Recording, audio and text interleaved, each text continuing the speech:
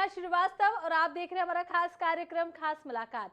आज हम आपको एक ऐसी शख्सियत से मिलवाते हैं जिन्होंने हाल ही में छत्तीसगढ़ का नाम रोशन किया है। जिस शख्स की हम बात कर रहे हैं और आपको मिलवाने वाले हैं, उन पर ये दो लाइनें फिट बैठती हैं कि पंछियों के जैसे मेरे पंख तो नहीं हैं, लेकिन बुलंद इरादा मेरे भीतर जो छिपा है वो मुझे अपने सपनों को पंख लगाकर उड़ने का हौसला देता है।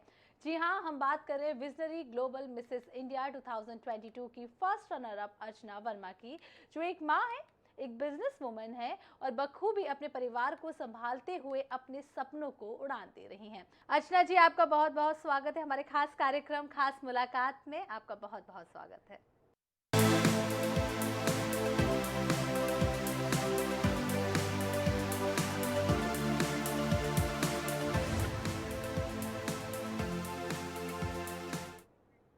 धन्यवाद नेहा जी, बहुत बहुत शुक्रिया मुझे अपने स्टूडियो में बुलाने के लिए। एंड मैं आप सभी छत्तीसगढ़ निवासियों का पुनः धन्यवाद करती हूँ और बधाई देना चाहती हूँ कि पहली बार किसी छत्तीसगढ़ की लेडी ने, किसी छत्तीसगढ़ की गर्ल ने नेशनल ब्यूटी पेजेंट में आपके लिए ये खिताब लाया है।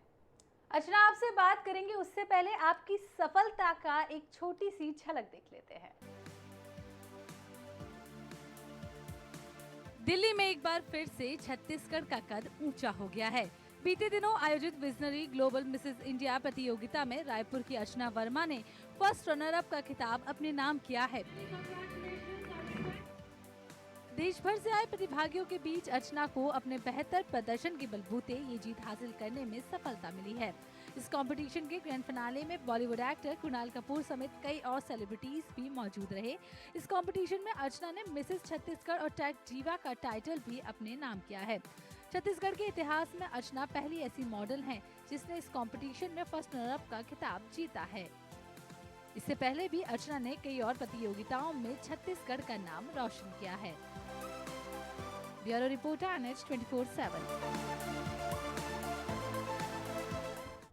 तो देखा आपने कितनी मेहनत लगती है इन आयामों को छूने में। अर्चना जी, सबसे पहले तो आपको बहुत बहुत बधाई और शुभकामनाएं कि आपने देश का नाम तो रोशन किया ही है, साथ ही साथ अपने छत्तीसगढ़ का भी नाम रोशन किया है। मन में कैसे आया कि आपको इस प्रोफेशन में जाना चाहिए और शादी और जिम्मेदारी के बाद मिसेस इंडिया के कंपटीशन में कूद लगा देनी चाहिए? ओके नेहा जी, सबसे पहले तो मैं ये बोलना चाहूँगी कि उम्र को हराना हो तो शौक़ ज़िंदा रखिए। उम्र को हराना हो तो शौक़ ज़िंदा रखिए, घुटने चले या ना चले, मन उड़ता परिंदा रखिए। और इसी विश्वास के साथ मैंने बिज़नेस इंटेलिजेंस प्रोफेशनल से लेकर एंटरप्रेन्योर तक की जर्नी ज़िंदा दिली से जी है। मैं फॉर्मर दूरदर्शन एंकर भी रह चुकी हूँ। ज़िंदगी में हमेशा कुछ ना कुछ नया करने की इच्छा रही है और इसी इच्छा के साथ मैंने VG Mrs India beauty pageant में पार्टिसिपेट किया। ये ऑडिशंस मैंने दिए थे 2020 में और एक के बाद एक राउंड क्लियर करती रही और फाइनली ये खिताब मैं आज छत्तीसगढ़ के लिए लेके आ पाई। इतने बड़े प्लेटफॉर्म पर आपको अपने स्टेट को कहीं ना कहीं रिप्रेजेंट करना था, कैसा अनुभव रहा आपका? ये मेरे लिए सौभाग्य की बात है कि मुझे अपने स्टेट को रिप्रेजेंट करने का मौका मिला नेशनल लेवल पे। मन में एक खुशी भी थी, एक एक्साइटमेंट भी था, बट कहीं ना कहीं नर्वसनेस था क्योंकि मुझे रिप्रेजेंट करना था अपने छत्तीसगढ़ को, अपनी छत्तीसगढ़ की कला और संस्कृति को। तो हमारे यहाँ पे ट्रेडिशनल राउंड हुए थे, टैलेंट राउंड हुए थे, तो मैंने कहीं ना कहीं छत्तीसगढ़ की उस कला को, उस संस्कृति को वहाँ पे दर्शाने की कोशिश करी और जिसकी वजह से मुझे कुछ एक्स्ट्रा मार्क्स भी मिले क्योंकि छत्तीसगढ़ की संस्कृति को जनरली जो लोग हैं वो जानते नहीं हैं और उनके लिए ये कुछ नया था। जाहिर सी बात है, जब एक महिला के लिए एक फैमिली सपोर्ट बहुत ज़्यादा ज़रूरी होता है। आप कुछ भी करना चाहें, आपका परिवार अगर आपके साथ है तो आप हर मुश्किल आसानी से पार कर लेते हैं। आपके परिवार ने आपका कैसे साथ दिया, आपके हस्बैंड ने आपको कैसे सपोर्ट किया? जाहिर सी बात है, आप शादीशुदा हैं, एक ससुराल वालों का भी सपोर्ट लगा होगा। किस तरीके से सभी ने आपको सपोर्ट दिया?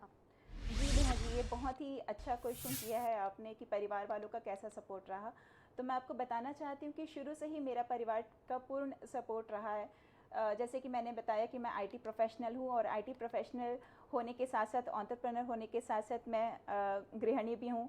मेरी भी बच्ची है 4 साल की, उसके ऊपर भी मेरी जिम्मेदारियाँ हैं। लेकिन कभी भी मेरे घर वालों ने मुझे ये रोक कर नहीं रखा कि आप इन सब को करते हुए अपने सपने नहीं जी सकती। उनने पूरा सपोर्ट किया है, चाहे वो मेरे सास ससुर हो, चाहे मेरे मम्मी पापा हो, या चाहे पति हो। हर चीज़ में, हर एक इच्छा में या हर एक स्टेप के पीछे उनका फुल सपोर्ट रहा है मेरे लिए, और इसके लिए मैं उनकी तहे दिल से धन्यवाद भी करना चाहती हूँ। कैसे आप अपनी सभी ड्यूटीज़ को बैलेंस करके चलती हैं, क्योंकि एक औरत को हर जगह अपने आप को साबित करना होता है, चाहे वो घर हो चाहे प्रोफेशनल जगह हो, उसके बीच में आपको अपने सपने भी पूरे करने हैं। इन सभी ड्यूटीज़ को आप कैसे फुलफिल करती हैं? ओके, तो सबसे पहले तो मैं ये बताना चाहती हूँ कि देखिए, सबको 24 घंटे ही मिलते हैं, हर एक इंसान के पास 24 घंटा ही है, पर उस 24 घंटे में डिपेंड करता है कि आपकी प्रायोरिटीज़ क्या है। तो अपने प्रायोरिटीज़ को देखते हुए मैं अपना समय डिवाइड करती हूँ, ताकि इक्वली समय मैं हर चीज़ को दे पाऊँ। और इन सभी बोलना चाहिए ज़िम्मेदारी को निभाते हुए सबसे पहली ज़िम्मेदारी जो बनती है वो मेरे खुद के अपने लिए है।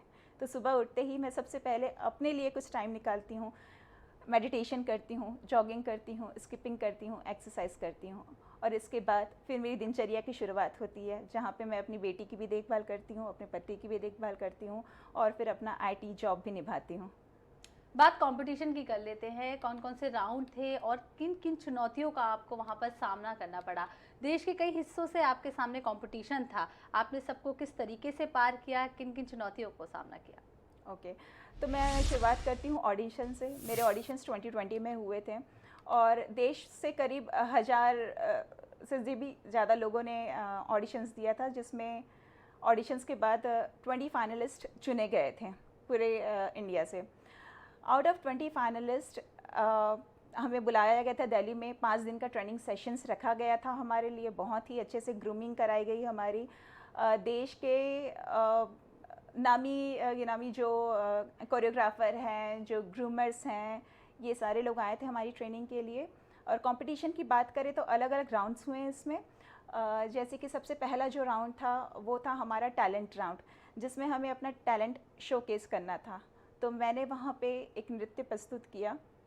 उसके बाद था ट्रेडिशनल राउंड, जहाँ पे मैंने एक छत्तीसगढ़ की झलक दिखाई उन्हें। फिर उसके बाद फिर हमारा जो राउंड था वो क्वेश्चन एंड आंसर राउंड था, जिसमें विभिन्न प्रकार के क्वेश्चंस हमें पूछे गए और उसका हमने आंसर दिया।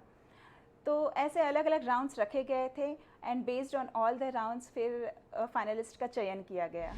क्या कोई घबराहट, नर्वसनेस, किस तरीके से सामना किया, किसी दिक्कत का सामना करना पड़ा हो आपको इस कंपटीशन में? देखिए, जैसे कि मैंने बताया कि मेरा कोई प्रायर एक्सपीरियंस नहीं था ब्यूटी पेजेंट में, तो दिक्कत तो हुई और सामना भी किया। जो सबसे डिफ़िकल्ट पार्ट था मेरे लिए वो था रैंप पर चलना, क्योंकि हम यूज़ टू नहीं होते रैंप पर चलने के।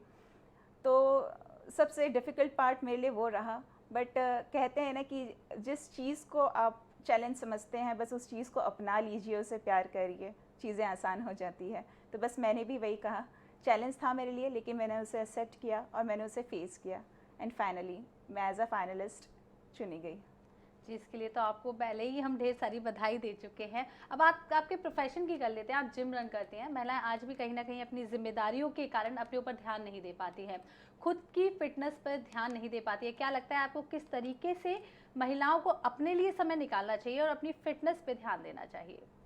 मुझे लगता है स्पेशली महिलाओं को अपने फ़िटनेस पर ध्यान देने की बहुत ज़रूरत है, क्योंकि देखिए, अगर आप फिट रहेंगी तो आपकी फैमिली फिट रहेगी, आपकी फैमिली फिट रहेगी तो हमारा देश फिट रहेगा। तो अपने लिए समय निकालिए। अपने लिए आप जब समय निकालेंगी, जब अपने आप को प्यार करने लगेंगी, ज़्यादा समय निकालने की ज़रूरत नहीं है। आप अगर 20 मिनट भी रोज़ एक्सरसाइज करती हैं, जॉगिंग करती हैं, या any kind of physical activity करती हैं, तो भी आपके लिए बहुत है। लेकिन अपने लिए समय निकालना बहुत ज़रूरी है। जब आप अपने लिए समय निकालेंगे तो डेफिनेटली आपके परिवार के ऊपर भी ध्यान बहुत अच्छे से आप रख पाएंगे। आप छत्तीसगढ़ी कल्चर से भी काफ़ी जुड़ी हुई हैं। आप डांस से लेकर कल्चर तक, आप लोगों से क्या अनुरोध करना चाहेंगे कि वो छत्तीसगढ़ी कल्चर को कैसे आगे लेके जाएं? देखिए, नेशनल लेवल पे लोग छत्तीसगढ़ के बारे में बहुत ज़्यादा नहीं जानते हैं, और मैं एक ऐसी लेडी हूँ जो छत्तीसगढ़ में पैदा हुई। मैं छत्तीसगढ़ी हूँ और मैं अपने कल्चर को बहुत अच्छे से समझती हूँ। तो बिंग छत्तीसगढ़ी, ये मेरी रिस्पॉन्सिबिलिटी बनती है कि मैं अपने यहाँ के कल्चर को, अपने यहाँ के ट्रेडिशंस को देश में रिप्रेजेंट कर सकूँ। तो चाहे वो कर्मा ददरिया की बात हो, या हमारे यहाँ के जो ज्वेलरी होती हैं, जो आभूषण होते हैं, उनको शोकेस करने की बात हो, या फिर हमारे छत्तीसगढ़ी भाषा को अपनाने की बात हो, मुझे लगता है कि इन सारी चीज़ों में हमें झिझकना बिल्कुल नहीं चाहिए, क्योंकि यही तरीके हैं कि हम छत्तीसगढ़ को आगे लेकर जा पाएंगे। हम आज देख रहे हैं कि बॉलीवुड में या कहीं पे भी पंजाबी म्यूज़िक्स को लोग कितना अपना रहे हैं। तो अगर हम अपनी भाषा अपनाएंगे, हम अपना कल्चर और ट्रेडिशन अपनाएंगे, तो कहीं ना कहीं हमारा देश भी हमारे इन ट्रेडिशंस को, कल्चर्स को अपनाएगा।